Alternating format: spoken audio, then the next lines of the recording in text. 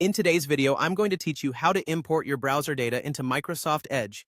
Whether you're moving over from another browser or simply setting up Edge for the first time, this guide will help you get all your data transferred smoothly and efficiently.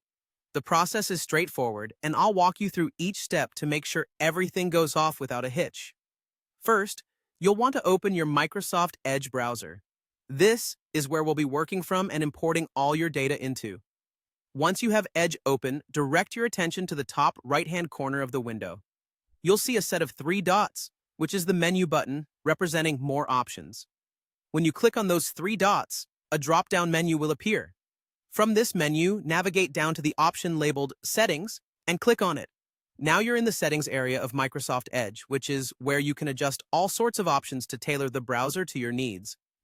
On the left side, you will see a sidebar with various categories. Here, you're going to select Profiles. This section is specifically for managing your user profile and the data associated with it, including the important task of importing data from another browser.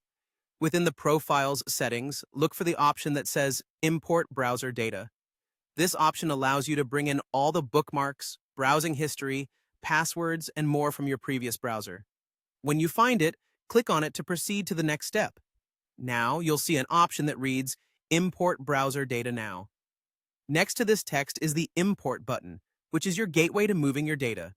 Go ahead and click on that button to start the import process. Once you initiate the import, you'll be presented with a screen where you can choose exactly what data you want to import and from which browser.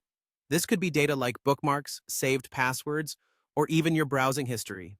Take a moment to go through these options and select the ones that are most important to you based on your browsing habits and preferences. After you've made your selections, you can finalize the process by clicking on the blue Import button located at the bottom of the window. This will officially start the transfer of your data into Microsoft Edge.